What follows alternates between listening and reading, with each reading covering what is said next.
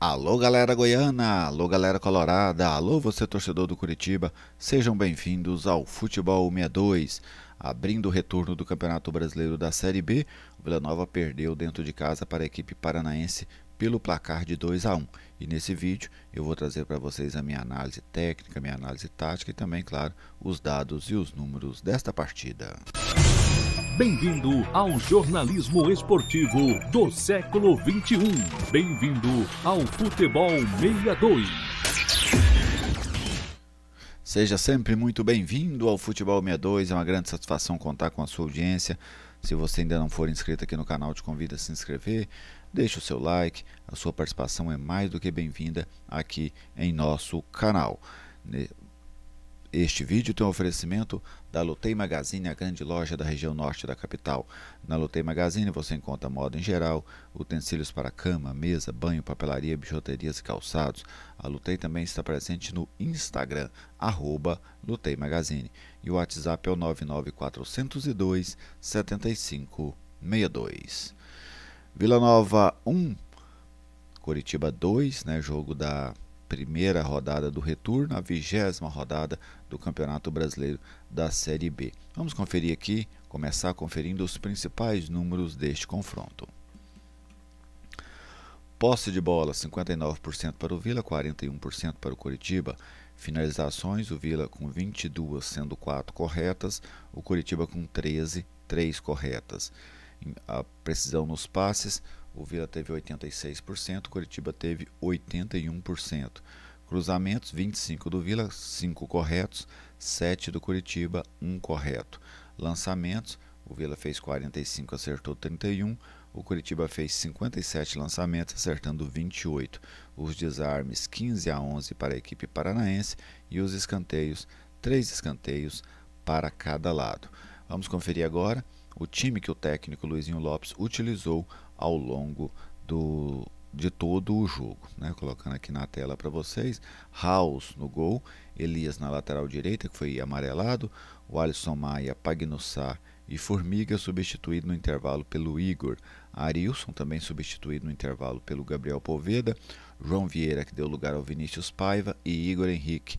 Lá na frente o Dodô, autor do gol do Vila, cobrando pênalti, André Luiz, que foi substituído pelo Todinho, que tomou o cartão amarelo, e o Guilherme Parede, que tomou o cartão amarelo e foi substituído pelo Gustavo Pajé.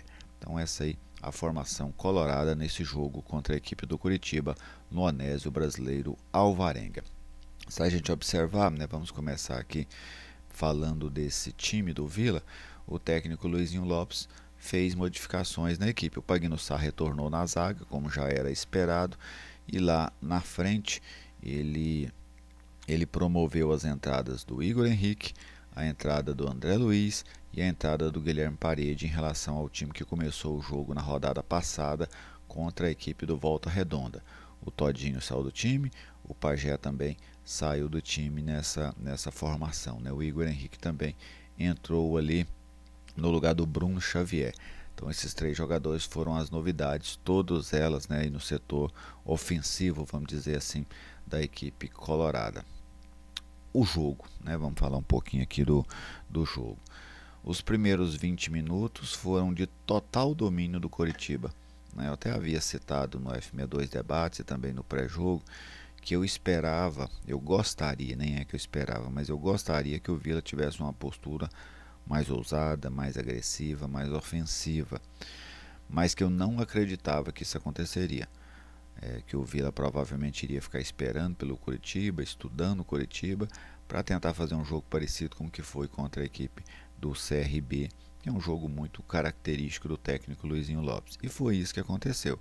A questão é que nesse estudar o Curitiba, dar a bola ao Curitiba, o Curitiba foi muito mais competente do que o CRB foi na penúltima rodada, jogando aqui em Goiânia, porque o Curitiba teve a posse de bola e criou inúmeras oportunidades no início do jogo. O Curitiba descarregou todo o seu jogo ali pelo lado direito, onde o Alex Silva descia, o Lucas Ronier descia, o De La Torre caía por ali também, e aquilo trouxe muitos problemas defensivos pelo Vila pelo lado esquerdo. Eu vi muita condenação, vamos dizer assim, do Formiga, que fez uma partida muito ruim, isso é um fato. mas o Guilherme Parede também não tinha uma boa recomposição. O Thiago Pagnussá também não conseguia fazer uma boa cobertura por aquele lado. Então esse trio do Vila não funcionou na marcação. E aí o Coritiba insistiu por ali porque valia a pena insistir.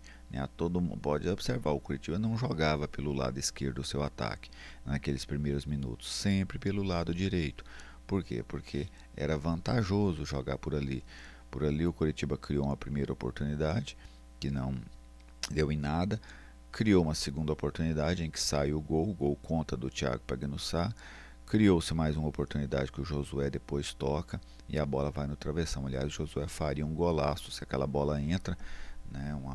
Tinha muito tempo que eu não via um toque de tanta categoria daquele jeito. O House levou sorte, a bola bateu no travessão. Mas foram ali 20 minutos de um domínio amplo do Coritiba, que o Coritiba poderia até ter aberto 2-0 e praticamente matado o jogo, já com 20 minutos dentro do Honesto Brasileiro Alvarenga. Faltou ao Vila postura de mandante. O Vila abdicou de ser mandante. Mandante não onde o jogo acontece, mandante, mas a postura de quem joga em casa. Faltou isso para a equipe colorada. Mas um lance muda o jogo, que é o pênalti a favor do Vila. Aliás, uma jogada infantil do Jaci, né? Às vezes a força não resolve tudo, né? Faltou mental ali para o jogador do Coritiba no cruzamento. Ele deixa o braço no Guilherme Parede, é nítido o lance, pênalti para o Vila. E aí na cobrança o árbitro viu, né? Normalmente é o VAR que dá aquele tipo de pênalti, mas nessa o Gustavo Bauerman, ele viu o lance e aí ele bateu, não dando chances ao goleiro Morisco. Aliás, o Dodô, né? Aliás, o Morisco foi bem na bola, mas o pênalti bem batido. E aí o Vila empatou o jogo pelo placar de 1-1. Ali o Vila quis crescer no jogo, né? Passados ali mais... O gol foi aos 24, mais 7 minutos o Coritiba perdeu o Machado expulso. Eu não sei o que ele disse para o árbitro, porque a sensação que eu tive foi essa, né? De que o cartão amarelo foi por algo que ele falou. Porque é até o Sebastião Gomes que sofre uma falta, e aí ele parece dizer alguma coisa ao árbitro, o Felipe Machado, e o árbitro vem dar o amarelo para ele. Só que ele já tinha cartão amarelo, né? Tinha dado uma entrada dura lá pelo lado direito no André Luiz, tomou o cartão amarelo, tomou o vermelho e complicou a equipe do Coritiba dentro do jogo. Logo após essa expulsão, o Vila viveu seu momento de maior pressão dentro do jogo, né? Conseguiu empurrar o Coritiba para trás e deu a sensação de que iria sufocar o Coritiba em busca do segundo gol.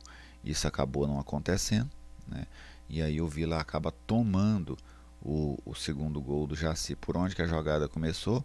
Outra vez pelo lado esquerdo da defesa do Vila, né? Que foi um caminho, uma terra fértil para o setor criativo da equipe do Coritiba. Um cruzamento, o Jaci estava na área, o mesmo que cometeu o pênalti, desviou do goleiro House ali, ele desviou como se fosse um centroavante, né? Tocou sem chances para o goleiro do Vila, 2-1. O Vila ainda chega em duas finalizações, uma do Thiago Pagnussá por cima do gol e outra do Guilherme Parede, que foi aí a grande oportunidade criada pelo Vila depois que passou a jogar 11 contra 10, uma infiltração dele pelo lado direito, ele bateu, levou azar, né? A bola passou muito perto da área. Veio o segundo tempo, Luizinho Lopes mexeu no time, né? Ele naquele segundo tempo ali, ele troca o Formiga pelo Igor, porque era insustentável manter o Formiga dentro do jogo, e ele põe o Poveda no lugar do Arilson, né? Já passando a atuar com 3 atacantes, porque o Dodô veio jogar mais centralizado, ele abriu o André Luiz e o Parede, colocou o Poveda centralizado e o Dodô fazendo a armação ao lado do Igor Henrique, né? Naquele 4-3-3 clássico com 2 meias, um jogando por cada lado, Igor Henrique e Dodô. Mas nada, né? O Vila não conseguia criar, não conseguia perturbar o goleiro Morisco. O Vila tinha a posse de bola, mas só isso, né? Era uma posse de bola infrutífera, uma posse de bola que não trazia transtornos para a defesa do Coritiba. O tempo foi passando, o Luizinho depois coloca o time num 4-2-4, quando ele substitui o João Vieira pelo Vinícius Paiva, Depois ele troca também o André Luiz pelo Todinho e o Parede pelo Pajé, mas a ideia dele, né, ele abre o Vinícius Pavio e o Pajé, jogava com Todinho e Poveda centralizado, e um meio campo só com 2 jogadores, que eram o Igor Henrique e o Dodô, e os laterais bastante apoiados também, um 4-2-4, estava certo, né, na tentativa dele, porque o Vila precisava buscar o resultado, só que ficou só na expectativa, né? A estratégia não funcionou, a execução não foi boa, e aí o Vila tomava era contra-ataques, né? O Vila esteve muito mais próximo no segundo tempo de tomar o terceiro do que de empatar o jogo. O Coritiba deu 2 ou 3 saídas ali muito perigosas, inclusive uma delas o House defendeu com as pernas, sempre nesse contra-ataque. Achei o time do Coritiba muito maduro nesse jogo contra o Vila, sabe? Mesmo jogando um 10 contra 11, não parecia estar 10 contra 11, marcando bem. O Vila não achava espaços, mesmo jogando um 4-3-3, depois jogando um 4-2-4, não criava. O lance que o Vila leva perigo no segundo tempo, uma finalização já ali depois dos 45 minutos do Dodô, que ele faz uma jogada pelo meio, puxa para dentro, bate, a bola passou raspando o ângulo, né, do goleiro Morisco. Ali, se vai dentro, um abraço, porque seria um golaço também do Dodô, que foi um jogador que se salvou mais uma vez nesse jogo da equipe colorada. Então o Coritiba venceu e porque conseguiu se reorganizar um 10 contra 11, e o Vila não conseguiu exercer a sua vantagem numérica. O Vila jogou por mais de 1 hora com um jogador a mais. O Felipe Machado foi expulso aos 31 minutos do primeiro tempo. Então foram mais de 60 minutos em que o Vila teve um homem a mais e não apareceu isso dentro de campo. Então eu não gostei do Vila no 11 contra 11 e gostei menos ainda no 11 contra 10. Então o Vila teve uma noite incompetente nos 2 momentos. O pouco momento em que eu achei que o Vila fez uma partida interessante é do momento que ele empata o jogo, até ali por volta dos 35 minutos, 40 minutos do primeiro tempo, mesmo sem ser brilhante, sem criar muito, mas o Vila teve o controle do jogo, né? Um controle verdadeiro, vamos dizer assim, do jogo.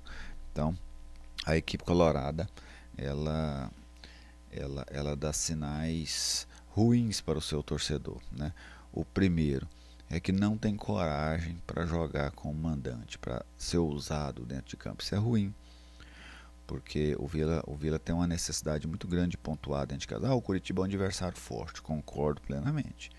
O Coritiba é um adversário forte, tanto que é o líder do campeonato nesse momento. Com a vitória sobre o Vila, assumiu a liderança. Mas a Série B, ela propicia, até pela distância técnica dos times, ela propicia que você seja mais corajoso, pelo menos dentro de casa. Porque fora de casa o Vila já não é. Independente de quem seja o adversário, o Vila sempre jogando por uma bola, sempre jogando contra-ataque sobre o Luizinho. Eu sei que essa é uma característica do Luizinho Lopes, mas é uma característica, a gente nem sabe qual vai ser o futuro dele dentro do Vila. É uma característica que dificilmente vai colocar o Vila dentro do G4, porque dentro de casa o time tem que ter essa coragem, sabe, de jogar, de agredir o adversário, de fazer o adversário sofrer. O Vila já fez isso dentro dessa Série B contra outras equipes, e equipes boas, como por exemplo o Atlético Paranaense, como por exemplo a equipe da Chapecoense, que está dentro do G4. Então, essa ideia de ficar sempre esperando pelo adversário, jogando sempre no erro do adversário, nunca tentando fazer o adversário errar, ela é uma estratégia pouco ousada, sabe? Então, para mim, falta isso a equipe colorada. Vamos ver como é que vai ser o Luizinho, se ele permanece, se ele não permanece, né? Ontem já teve reunião entre a diretoria do Vila, é provável que hoje saia uma decisão. Claro, não vou dizer que ele vai sair, mas se a diretoria do Vila cogitou isso ontem é porque isso está em pauta, né? Vamos ver o resultado dessa pauta para a sequência, mas isso a gente trata em um outro vídeo. O fato é que o Vila teve uma derrota merecida para o Coritiba. O Coritiba, sim, jogou essa partida como um time de G4, como um time que tem maturidade neste momento para voltar à Série A do Campeonato Brasileiro. Muito obrigado a vocês que acompanharam o vídeo até aqui. Fique à vontade para dar a sua opinião, mesmo que ela seja completamente divergente da minha. Um grande abraço e até a nossa próxima oportunidade.